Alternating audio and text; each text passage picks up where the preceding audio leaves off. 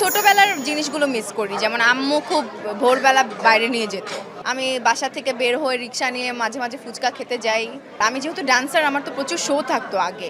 সকাল থেকে বাসায় ছিলাম ফ্যামিলির সাথে, তো এখন বান্ধবীদেরকে নিয়ে বের হলাম। মাত্র স্টার্ট হলো এত সুন্দর একটা আয়োজন দিয়ে, ভালোই লাগছে। সহকর্মীদের সাথেও দেখা হচ্ছে, সেটা নিশ্চয়ই একটু বাড়তি ভালো লাগে। হ্যাঁ। আমরা সাধারণত ফ্যামিলি আর বন্ধুদের সাথেই বেশিটা সময় আর সাধারণত কাজের বাইরে তো সবার সাথে আড্ডাটা হয় না, দেখাটা হয় না। সো এরকম উৎসবগুলোতে আসলে সবার সাথে একটা রিউনিয়নের মতো হয়, যেটা আমি খুবই এনজয় করি। বের হওয়া কম, আমি সবসময় একটু বের কমই হই।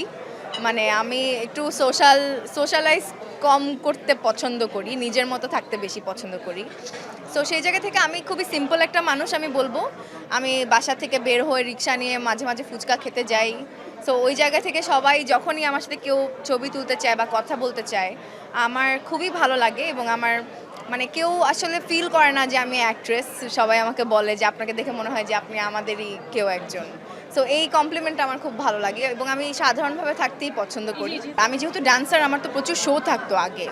তো একটা সময় এগুলো খুব করা হতো, এখন আসলে এত এনার্জি পাই না, কারণ গতকালকেও শুটিং ছিল রাত পর্যন্ত।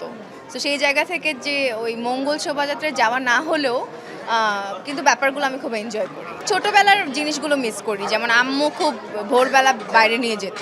তো এখন যেহেতু আম্মু অনেক দূরে থাকে, ইচ্ছাও করে না একা একা বের হতে। সেই জায়গা থেকে তো একটু মিস করি। সবাইকে নববর্ষের অনেক অনেক শুভেচ্ছা। সবাই সবার পরিবার এবং বন্ধু বান্ধব নিয়ে খুব সুন্দর একটা দিন কাটাবেন এবং সামনের দিনগুলো যাতে সবার সুন্দর হয়, এই কামনা করি।